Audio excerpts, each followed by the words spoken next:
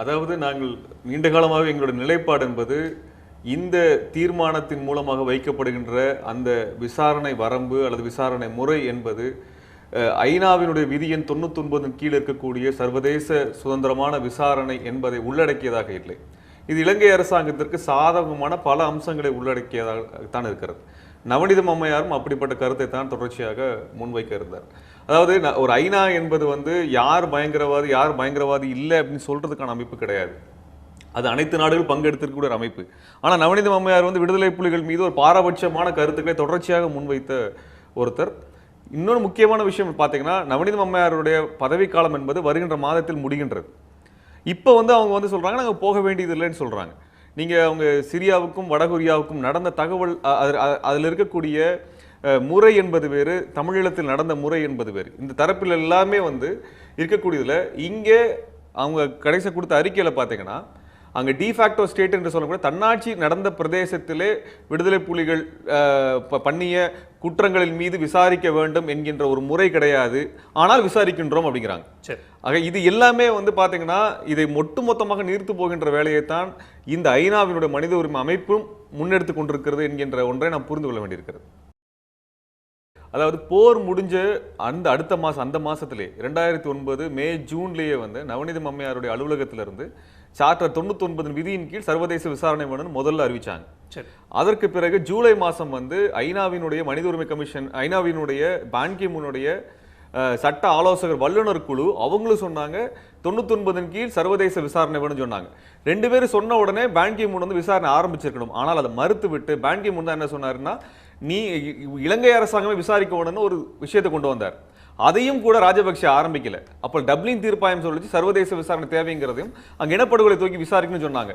இந்த அழுத்தம்லாம் வந்த உடனே இலங்கை அரசாங்கம் ஒரு விசாரணை ஆரம்பிக்குது. அதற்கு முன்பாக பான் கி மூன் என்ன பண்றாருன்னா, தனக்கு என்ன நடந்ததுன்னு எனக்கு தெரியாது, எனக்கு சொல்லணுங்கிறதுக்காக ஒரு கமிட்டியை உருவாக்குறாங்க. அதான் மூவர் குழு.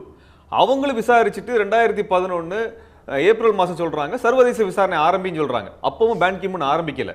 இதற்கு பின்னாடி பெட்ரி விசாரணை குழு வருது. பெட்ரி விசாரணையும் ஐநா தப்பு பண்ணியிருக்குன்னு சொல்லிட்டு அதுவும் சர்வதேச விசாரணை சொல்றாங்க. இவ்வளவு தூரம் நெருக்கடி வந்ததுக்கு பிறகு சர்வதேச விசாரணை வரணுங்கிற ஒரு நெருக்கடி வந்தப்போதான் அமெரிக்கா தலையிட்டு நீங்க சர்வதேச விசாரணை தேவையில்லை, இலங்கை அரசாங்கமே விசாரிச்ச அந்த LLRCங்கிற ஒரு போலியான விசாரணை அடிப்படையில் ஒரு நடவடிக்கை எடுங்கன்னு ஒரு அமெரிக்கா போலியான தீர்மானத்தை கொண்டு வருது. அதுல இருக்கக்கூடிய ஷரத்துக்கள் நீர்த்து போகிற வேலையை இந்திய அரசாங்கம் செய்யுது.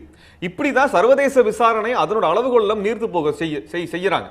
இதற்கு பின்னாடி பெட்ரி அறிக்கை சொல்கிறது. அதற்கு பிறகு பெட்ரி அறிக்கையின் மீது வந்த இன்னொரு விசாரணை கமிஷன் ஜான் இலியாசன் சொல்றவர் 2013 ஜூன்ல அவரும் சொல்றாரு சர்வதேச விசாரணை சொல்றாங்க. ஆனால் இப்ப கொண்டு வந்திருக்கக்கூடிய விஷயங்கள் நீங்க நல்லா பாத்தீங்கன்னா, நல்லிணக்கம் அமைதிக்கான ஒரு விசாரணை அப்படிங்கிறத பேசுறாங்க. நான் கேட்கறது விசாரணை முடிவதற்கு முன்பாகவே நல்லிணக்கத்தை பற்றி எப்படி பேசுகிறீர்கள்? இந்த நல்லிணக்கம் என்பது உலகத்தில் ஒரே ஒரு இடத்தில் கொண்டு வரப்பட்டது. எங்கன்னா தென்னாப்பிரிக்காவில் கொண்டு வரப்பட்டது. வெள்ளையர்களோடு கருப்பினர்கள் நல்லிணக்கத்தோடு வாழ வேண்டும் என்று சொல்லிதான் விடுதலை அங்கு அறிவிக்கப்பட்டது. அதாவது ஒடுக்கப்பட்ட கருப்பினர்கள் கையில் அதிகாரத்தை கொடுத்துட்டு கருப்பின மக்களை நீங்கள் வெள்ளையர்களை மன்னித்து ஏற்றுக்கொள்ள வேண்டும் சொன்னாங்க. ஆனா இலங்கைக்கு என்ன வைக்கிறாங்கன்னா, தமிழர்களே நீங்கள் சிங்களர்களை மன்னித்து நல்லிணக்கத்தோடு வாழ வேண்டும் சொல்றாங்க. இது சவுத் ஆப்பிரிக்கன் மாடல்னு பேரு. இந்த மாடலை தான் இன்னைக்கு கொண்டாந்து நவநீதம் அம்மையார்ல இருந்து எல்லாருமே தமிழர்கள் மேல திணிக்கிறாங்க. அதான் விசாரணை கமிஷன் நல்லிணக்கம் சொல்லி பேசுறாங்க. அங்க தென்னாப்பிரிக்கால கருப்பினர்களுக்கு அதிகாரத்தை கொடுத்து நீங்க வெள்ளையரிடம் அதிகாரம் பிடுங்கப்பட்டது, நீங்க நல்லிணக்கமா இருங்கன்னு சொன்னாங்க. ஆனால் இங்க தமிழர்களுக்கு எந்த அதிகாரம் கொடுக்காமல், தனிநாடை கொடுக்காமல் நீங்க நல்லிணக்கமா வாழுன்னு சொல்றாங்க. அதுக்கு தான் விசாரணை கமிஷனை வைக்கிறாங்க இங்க. ஆக இது முழுக்க முழுக்க தமிழர்களை ஏமாற்றுகின்ற ஒரு போக்கு நவநீதம் அம்மையாருக்கு இதுல முழு உடன்பாடு இருக்கிறது. நவநீதம் அம்மையாரினுடைய ஒத்துழைப்பிலும் இது நடத்தப்படுகிறது. 2009 ஏப்ரல் 5 ஐநாவினுடைய நியூயார்க் ஆபீஸ்ல இருந்து சேட்டலைட் மூலமாக அங்கு பெருமளவிற்கு மக்கள் கொல்லப்பட்டார்கள் ஆதார படங்களை வெளியிட்ட பொழுது இலங்கையில் இருந்த ஜான் ஹோம்ஸ் என்று சொன்ன ஐநாவினுடைய உயர் அதிகாரி அது வெளியிடப்பட்ட தகவல் என்பது உண்மை அல்ல அப்படின்னு ஒரு அறிக்கையும் கொடுத்தார். ஐநா கொடுத்த தகவல் சேட்டலைட் இமேஜஸ் ஐநாவே மறுத்தது. அதாவது இங்க விசா கொடுத்தாங்க அப்படிங்கிறது நான் கேட்கவே இல்லை, நவநீதம் சொல்றதுல உண்மை இருக்குமாங்கிறது நாங்க சந்தேகப்படுறோம். இதுல நம்ம பாரதிய ஜனதா கட்சியோ அல்லது காங்கிரஸோ நாங்க இலங்கை தமிழர்களை பார்த்துக்குவோம், ஈழத்தமிழர்களை பாதுகாக்கிறோம்னு சொல்றதெல்லாம் அது முழுக்க முழுக்க இவர்கள் தான், இந்த அரசாங்கம் தான் கொலை செய்தது. 2009 காங்கிரஸ் இனப்படுகொலைக்கு துணை செய்தது என்றால் அப்பொழுது பாரதிய ஜனதா கட்சி எதிர்க்கட்சியாக இருந்து எந்த வார்த்தையும் பேசவில்லை, மௌனத்தின் மூலமாக அங்கீகரித்தார்கள்.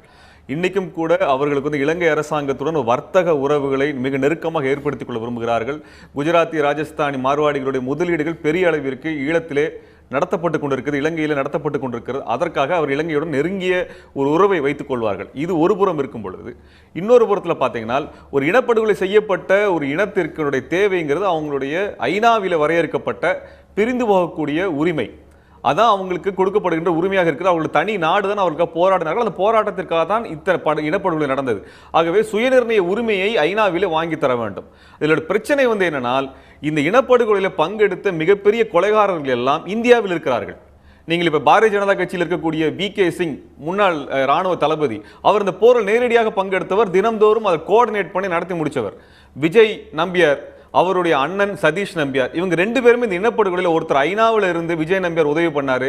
சதீஷ் நம்பியாரை காங்கிரஸ் அரசாங்கத்தின் மூலமாகவும் முன்னே சென்று அவர் அந்த போரை ஆலோசனை கொடுத்து நடத்தினார். ஆக இந்த இத்தனை கும்பலுமே இது இல்லாமல் மட்டும் இல்லாமல் இப்ப கூட எம்.கே. நாராயணன், மேற்கு வங்கத்தின் கவர்னராக முன்னாள் நேஷனல் செக்யூரிட்டி அட்வைசராக இருந்தவர், இதில் நேரடியாக பங்கெடுத்த ஒரு நபர். அவரும் ஒரு இனப்படுகொலை குற்றவாளி. இவர் விசாரிக்கப்பட வேண்டும். சிவசங்கர மேனன் விசாரிக்கப்பட வேண்டும். மொத்த கும்பலுமே இந்தியாவில் டெல்லியில் உட்கார்ந்துட்டு இருக்குது. இந்த கொலகாரங்களை எல்லாம் நீங்க விசாரிக்காம இலங்கையை மட்டும் தனியாக விசாரித்து விட முடியாது. ஆக இந்தியா என்பது மிகப்பெரிய தடைக்கல்லாக இருக்கிறது. வி.கே. சிங், பாரதிய ஜனதா கட்சியில் இருக்கக்கூடிய வி.கே. சிங் விசாரிக்கப்பட வேண்டும். அதை வந்து பாரதிய ஜனதா தொடர்ச்சியாக பாதுகாத்துக் கொண்டிருக்கிறது. வி.கே. சிங்குக்கு மிகப்பெரிய மரியாதை, ராணுவ மரியாதையும் அரச மரியாதையும் இலங்கை அரசாங்கம் கொடுத்தது. எப்படிப்பட்ட ஒரு கிரிமினல்களை, நீங்க கொலைகளை ஈடுபட்ட ஒருத்தரவன் தன்னால் வச்சிருக்கிறாங்க. ராஜீவ்காந்தி கொலை வழக்கில் குற்றம் சாட்டப்பட்ட சுப்பிரமணிய சாமியை உள்ளே வைத்துக் கொண்டு இலங்கை அரசாங்கத்தின் உறவுகளை வரையறுத்துக் கொண்டிருக்கார்கள். அவங்க வந்து எங்களுக்கு ஈழத்தமிழர்களுக்கு நாங்கள் உங்களுக்கு வாழ்வளிக்கிறோங்கிற பிச்சையெல்லாம் எங்களுக்கு போட வேண்டிய அவசியம் கிடையாது. எங்கள் விடுதலையை, எங்களுடைய வாழ்வுரிமை நாங்கள் பெற்றுக்கொள்வோம். அதை நீங்க தடுத்தது நீங்க தான். கொலகாரர்கள் எல்லாம் இந்த டெல்லியில் உட்கார்ந்து இருக்கிறாங்க.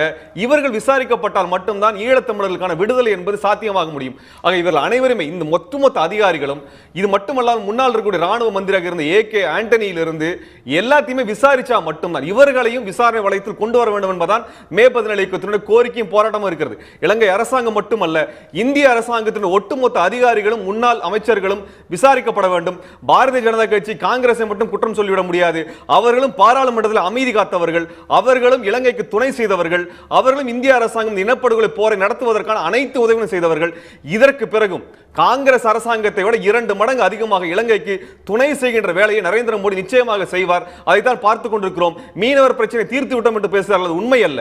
அது பாரம்பரிய மீனவர் பகுதியாக அறிவிக்க வேண்டும் என்ற முடிவு எடுத்த பிறகு, மீனவர்களும் சேர்ந்து அதை ஒப்புக்கொண்ட பிறகு, அது இதுவரை நிறைவேற்றாமல் நிறுத்தி வைத்திருப்பது மோடி அரசாங்கம் தான். 70 விடுதலையிலிருந்து அனைத்திலுமே தடைக்கல்லாக நிற்கக்கூடியது.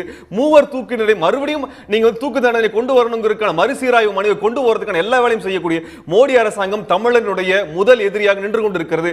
நிகழ்காலத்தில் இருந்து பார்த்தால் பாரதிய ஜனதா கட்சி என்பது தமிழர்களுக்கு மிகப்பெரிய ஆபத்தையும் ஒரு எதிரியாகவும் செயல்பட்டுக் கொண்டிருக்கிறது. அதைத்தான் அவர்கள் இன்றைய காட்டிக் கொண்டிருக்கிறார்.